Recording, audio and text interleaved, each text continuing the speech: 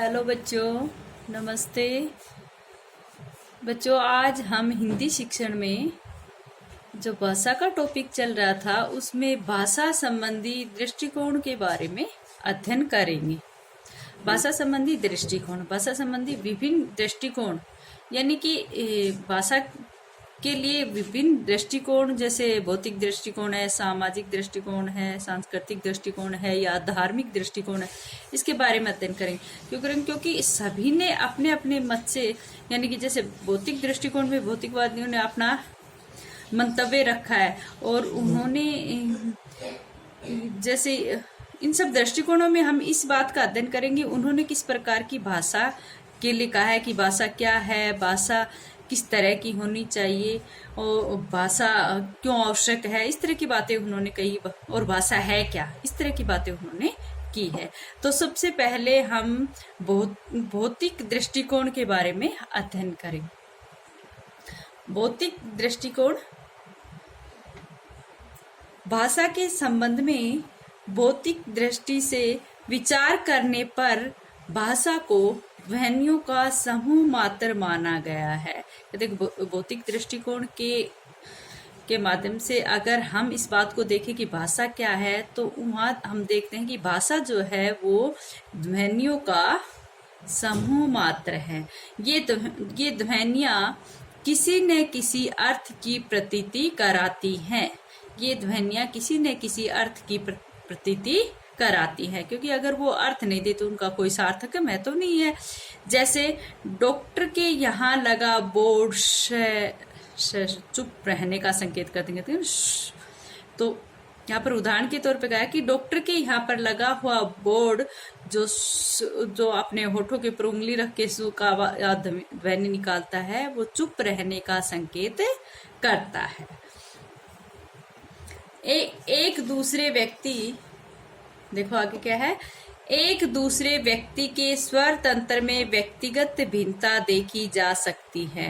यहाँ पर भौतिकवादियों ने क्या कहा है, उन विद्वानों ने कहा है कि प्रत्येक व्यक्ति की जीभ, होठ, नाक, गला तथा अन्य स्वर यंत्रों का जब उन्होंने अध्ययन करते हुए बताते हैं तो कहते हैं कि जब उनका अध्ययन करें तो ऐसा देखा जाता है कि किसी भी व्यक्ति का जो स्वर यंत्र है ना, वो एक जैसा नहीं होता। इसलिए उनके बोलने में या उनकी भाषा में कुछ ना कुछ अंतर होता है। इसीलिए तो इन्होंने कहा है कि एक दूसरे व्यक्ति के स्वर तंत्र में व्यक्तिगत भिन्नता देखी जा सकती है, क्योंकि सभी व्यक्ति अलग अलग होठ, जीभ का आकार लिए हुए बैठे हैं ना। इसी कारण से बेटा हम समझ जाते हैं, कोई दूर से बोलता है तो हम समझ जाते हैं कि कौन बोल रहा है ना।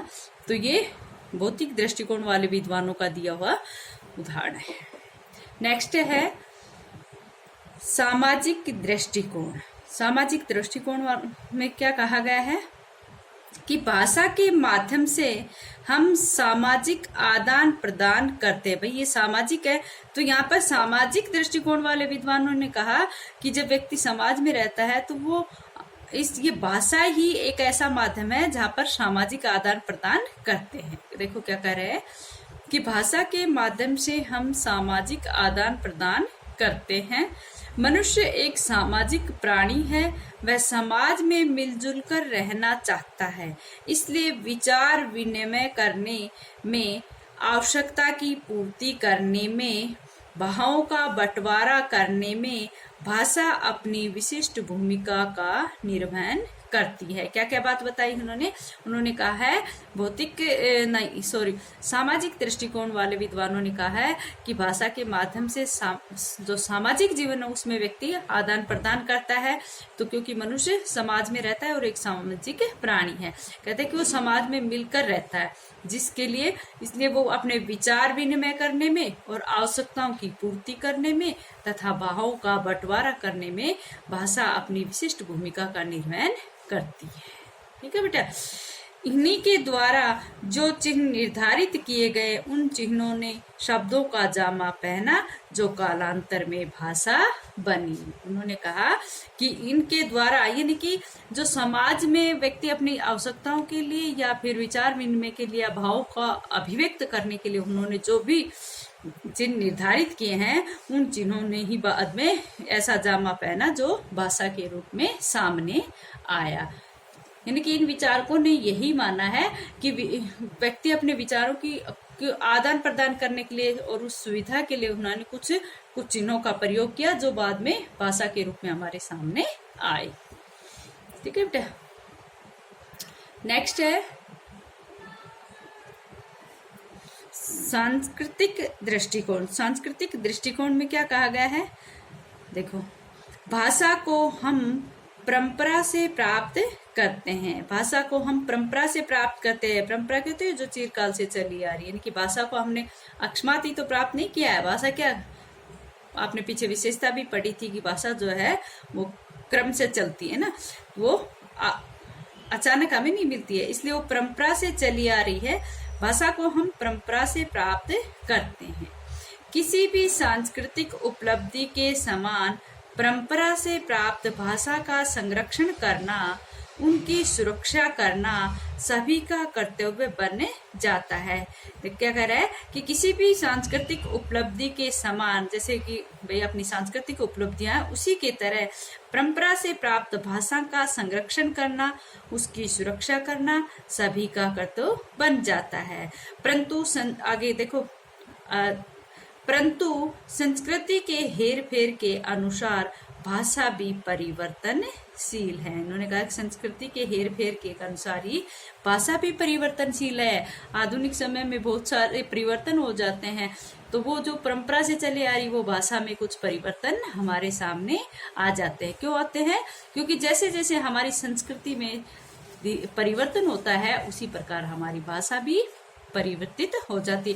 और वैसे भी देखे तो बेटा, जो अपनी भाषा है वो भौगोलिक स्थिति के कारण या आयु के कारण या व्यवसाय के कारण या सामाजिक स्तर की जब बातें आती है तो वहां पर वो प्रभाव डालती है और वो परिवर्तित हो जाती हैं। जैसे उम्र के हिसाब से भी आयु चेंज हो जाती है, व्यवसाय में भी चेंज होती है, सामाजिक स्तर जैसा होता है उसके अनुसार भी भाषा परिवर्तित हो जाती है। भौगोलिक स्थिति कल हमने देखा था कि भौगोलिक स्थिति के साथ भाषा परिवर्तन होता है। ठीक है, क्या कह रहे हैं पर कि भौगोलिक स्थिति के कारण भी भाषा में परिवर्तन होता है, व्यवसाय से भी होता है और किस किस से होता है, व्यवसाय से, आयु से, सामाजिक स्तर से भी भाषा में परिवर्तन होता रहता है। तो यहाँ पर क्या कहता है कि एक पीढ़ी का दूसरी पीढ़ी की भाषा से अंतर सहज ही देखा जा सकता है।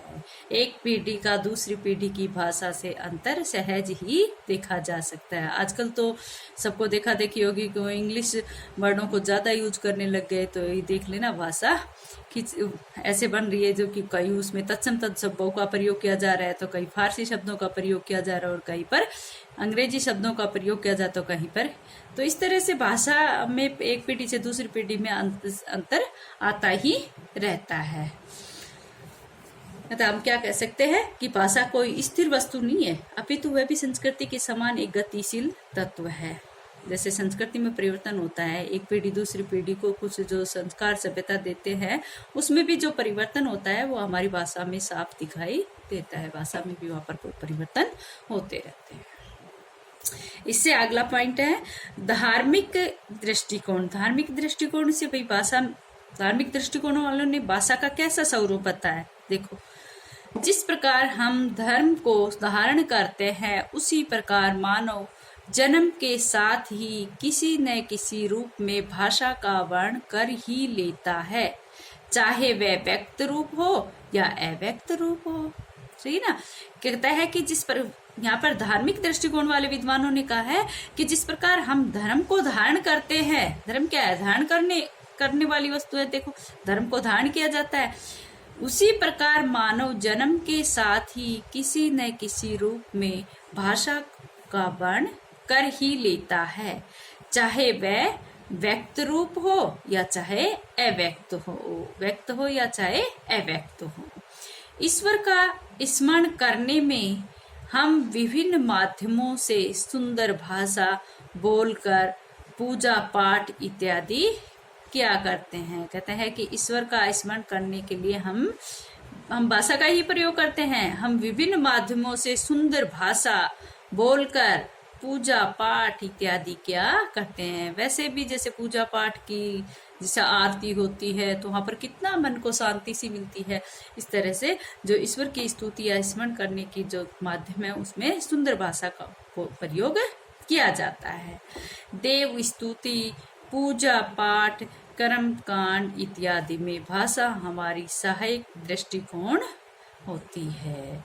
यानी कि जब देव स्तुति लगा लो, पूजा पाठ लगा लो या कर्म कांड इत्यादि में भाषा ही हमारा सहायक बनती है, ये दृष्टिगत होती है। वहाँ पर भाषा ही हमें सहयोग देने वाली लगती है।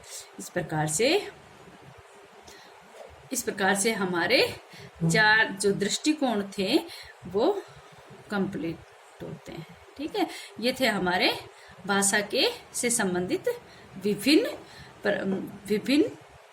ये जो धाराएं थी उनके अनुसार, या लगा लो या धार्मिक या सामाजिक लगा लो, या फिर अपना सांस्कृतिक है या फिर भौतिक दृष्टिकोण है, इन विद्वानों के अनुसार ये अपना दृष्टिकोण है भाषा का।